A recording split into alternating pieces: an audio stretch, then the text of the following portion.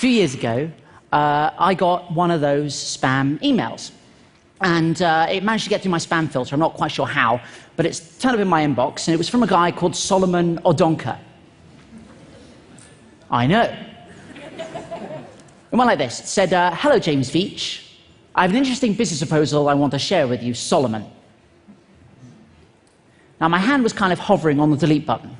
Right? As you are, I was looking at my phone. I thought, I could just delete this. Or I could do what I think we've all always wanted to do. And I said, Solomon, your email intrigues me.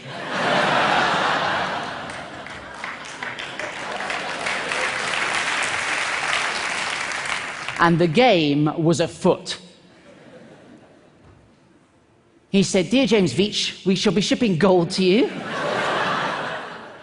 You will earn 10% of any gold you distribute. So I knew I was dealing with a professional.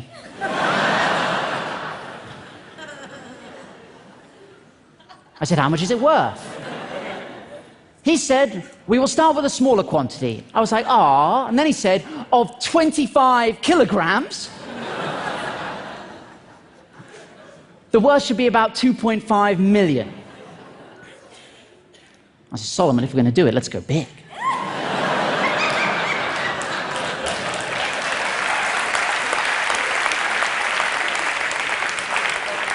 I can handle it. How much gold do you have? He said, it's not a matter of how much gold. How much is you're capable of handling? What? We can start with 50 kilograms as a trial shipment. I said, 50 kilograms? There's no point doing this at all unless you're shipping at least a metric ton.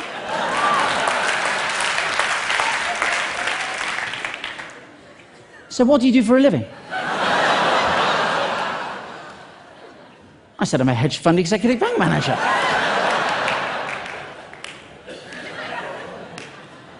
This isn't the first time I've shipped bullion, my friend. No, no, no.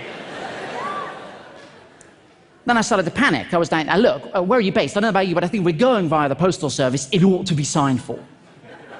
Right, that's a lot of gold. He said, it will not be easy to convince my company to do a larger quantity shipment. And I said, Solomon, I'm completely with you on this one. I'm putting together a visual for you to take into the board meeting. Hold tight.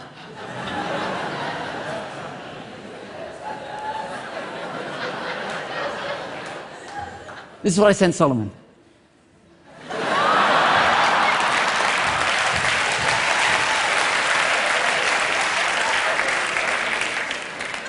I don't know if we have any statisticians in the house, but there's definitely something going on. I said, Solomon, attach this email, you'll find a helpful chart. I've had one of my assistants run the numbers. We need to be shipping as much gold as possible. There's always a moment where they try to tug your heartstrings, and this was it for Solomon. He said, I will be so much happy if the deal goes well, because I'm going to get a very good commission as well. And I said, that's amazing. What are you going to spend your cut on? And he said, on real estate, what about you? I thought about it for a long time. And I said one word. Hummus.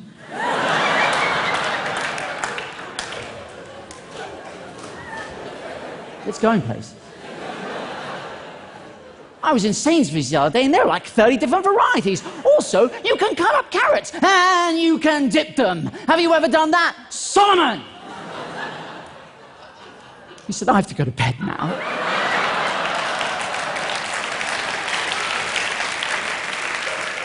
Till tomorrow. Have sweet dreams. I didn't know what to say. I said, bonsoir, my golden nugget, bonsoir. Guys, you have to understand, this has been going for like weeks, albeit hitherto the greatest weeks of my life, but I had to knock it on the head. It was getting a bit out of hand. Friends were saying to me, James, do you want to come out for a drink? I was like, I can't, mate, I'm expecting an email about some gold. You know? So I figured I had to knock it on the head. I had to take it to a ridiculous conclusion. So I thought I concocted a plan. I said, look, Solomon, I'm concerned about security. When we email each other, we need to use a code. And he agreed. And I said, Solomon, I spent all night coming up with this code. We need to use it in all further correspondence. Lawyer. Gummy bear. Bank, cream egg. Legal, fizzy cola bottle, claim peanut M&Ms, documents, jelly beans, Western Union. Guys, a giant gummy lizard. I knew these were all words they use, right? I said, please call me Kit Kat and all further correspondence.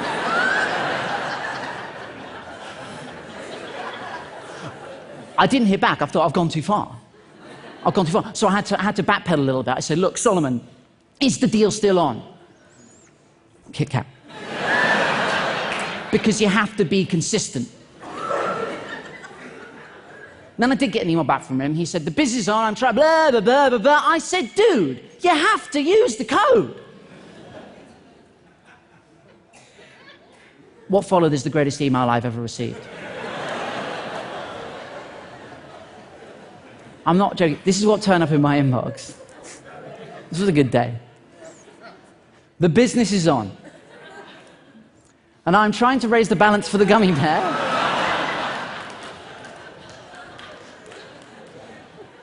So he can submit all the needed fizzy cola bottle jelly beans to the cream egg for the peanut M&Ms process to start.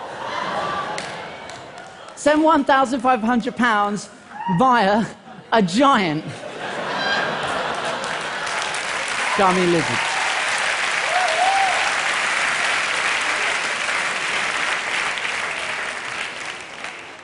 And that was so much fun, right, that it got me thinking, like, what would happen if I just spent as much time as I could replying to as many scam emails as I could? And that's what I've been doing for 3 years on your behalf. Yeah.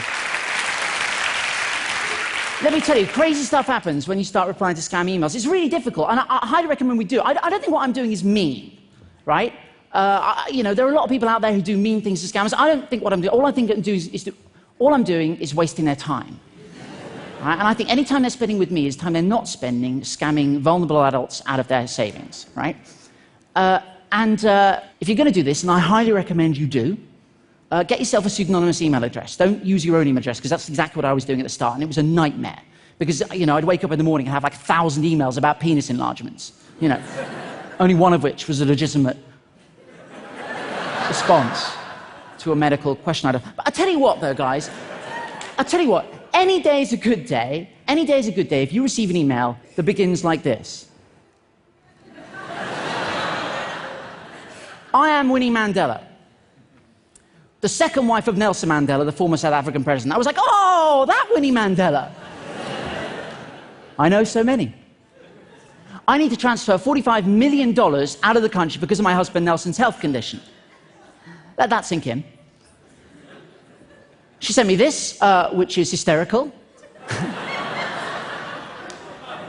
And this looks fairly legitimate. This is a letter of authorization, but to be honest, if there's nothing written on it, it's just a shape. I said, Winnie, I'm really sorry to hear of this. Given that Nelson died 3 months ago, I describe his health condition as...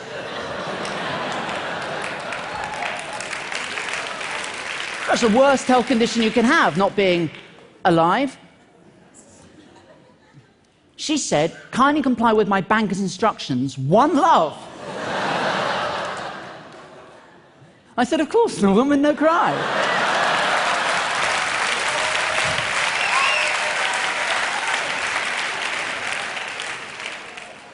She said, my banker would need transfer of $3,000. One love. I said, no problemo. I shot the sheriff.